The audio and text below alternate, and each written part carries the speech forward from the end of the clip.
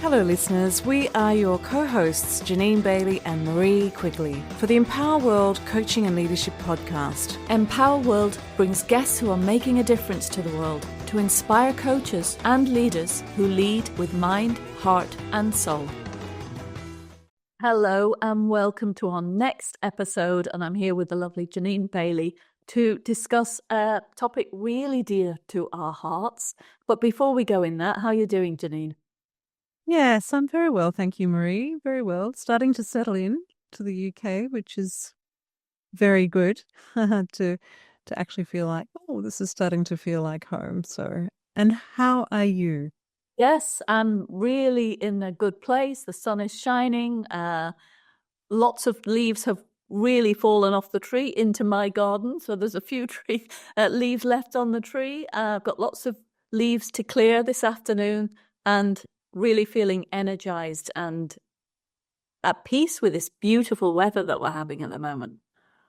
And yes, autumn is a beautiful time of year here in the UK. It's the colours are just stunning and something to really appreciate and behold. Absolutely, yes. So the topic we're kind of wanting to explore today is, I'm going to hand it over to you because it came from an observation of one of your mentees. Yeah, thank you, Marie. And yes, as you and I were starting to reflect upon what can we bring into our podcast today, something that came to mind was, as a consequence of some of the mentoring I've been doing, is observing coaching in action. And one of the coaches that I was observing recently, I could hear how he understood the coaching process. I was hearing him asking some good questions, getting curious. And I could also hear or not hear that real presence with his client before him. So what I was observing was sort of a very kind of clipped response to his clients sharing and their vulnerability. It was I could hear him being potentially what he felt was very professional, and I'm sure a lot of people, including myself, would say that was a very professional response. And just what I observed was missing was that really getting curious and present and starting to notice what's happening underneath the stories that the client was bringing to the session based on his great questions. So there was a very sort of, as I say, a clipped response and moving quickly into another question versus giving that space versus potentially acknowledging perhaps what they were noticing, what they were observing, or acknowledging the client for being vulnerable and sharing what they shared. So we had a conversation, Marie, about that presence, and potentially let's look at that for our podcast, because yes, we can have the structures and the models and the processes down to a wonderful T, but if we're missing that connection and those subtleties that we notice when we are truly present with the client, truly observing those maybe very profound um, things that we are noticing, but also the subtleties, then potentially we are holding our client back from actually digging very deeply to uncover those unconscious blind spots in thinking and doing and emoting, etc. Yeah, it's so interesting, isn't it? Because we are learning models and processes and structures, and a lot of coaches will say, I need a list of powerful questions to ask a client, and we can have all of them in our toolbox. And if we aren't kind of grounded in ourselves and paying attention as in the way that you've just described, Janine, for those subtleties, then we can miss a whole load of information that can create a shift within the client if we just reflect it back and if we slow things down. So we're not saying good coaching always has to be slow. And at the same time, good coaching is paying attention to more than just the words and asking questions. It's so much more than that. Mm. It really is, isn't it? And because often the client will know their thinking. And of course, as coaches, we can support our clients to stretch and expand their thinking. But it's really the unconscious blind spots that we want to support our client to get curious about for themselves, to find out for themselves what does that really mean, or what does that thinking what's underneath that, what's really driving that thinking, what perhaps fears, desires, ingrained habits that perhaps have been learned from a young boy or girl that perhaps don't serve me anymore, or perhaps part of it does. So yeah, we want to be able to reflect back as coaches the things that they're just not aware of and to get curious about that. So bring the invisible into visibility and get again curious about that to create new conscious awareness, and therefore be able to be a choice to decide what works with that, what doesn't work, what do I need to let go of, what can I continue to keep and enhance, and so much more. And I think there's a couple of things, maybe more than a couple, but there's certainly a couple that come to mind that stop coaches coming into full presence. One of those things that I've noticed when I've worked with coaches who come out of a corporate field is that they feel they still have to be, and I'm moving my body in an upright position, they still feel they have to be very formal. And they've come out of the workplace, so they've still got those patterns of behavior that they've used in the workplace to have conversations in boardrooms or conversations with clients from a sales team or something like that. And so they're using their past experiences as a way of connecting with people. And that works sometimes. But if we want the deeper transformation, things need to, in our perspective, I know it's just our perspective, but things need to slow down a little bit to allow people to do the deeper processing of what's happening. And another thing that can stop coaches coming into presence is if they feel they have to be a certain way for the client. So say they're working with a CEO and they think, oh, I've got the CEO will expect me to be this way and he'll expect me to be fast and moving. And so the coach moves into being what the CEO wants rather than trusting themselves and the process of coaching to move the CEO into a place that's a bit different for them, a bit of a different way of having a conversation.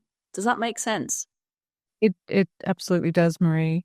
And it's also knowing that when we are working with corporates, executives, CEOs, that we still don't have to put on that maybe a mask, maybe not a mask of being corporate and bang bang bang bang. We still want to be able to we still can be that way, but as we move into the coaching and supporting the client to start to share more, perhaps become a little bit more vulnerable, we do want to slow down the conversation. And because CEOs, CXOs, senior executives, they are humans after all. So they're not robots, they are people. And the coaching is powerful when we are truly present with them and we support them to slow the conversation down so they can reflect and identify what's really going on behind my patterns, my thoughts, my communication, my behaviors, my results.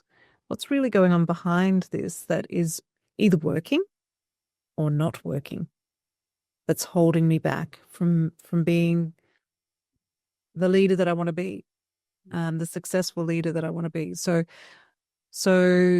we really do want to be present with all of our clients, no matter what position they're in, what level they're in. We really, and of course, that all goes back to setting up our ways of working letting those people know, all the people that we work with, that there will be times when the conversation will slow down, because that is when you are expanding your conscious awareness. Your thinking is being stretched beyond where you've thought before. And that is when you're on the learning edge. When you don't know, when the unknown starts to appear. And we don't want to rush that, because there'll be so much learning in that space. Yeah. And you will hear, listeners, on many of our conversations, we keep talking about contracting. It always goes back to how you've contracted, how you've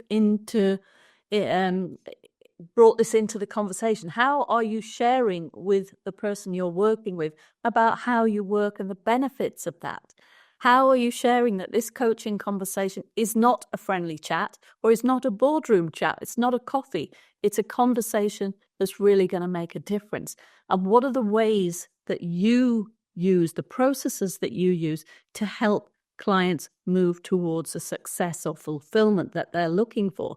So all of those things help the client understand that this is a different way of thinking, of being, of doing, to support the creation of whatever it is that person wants.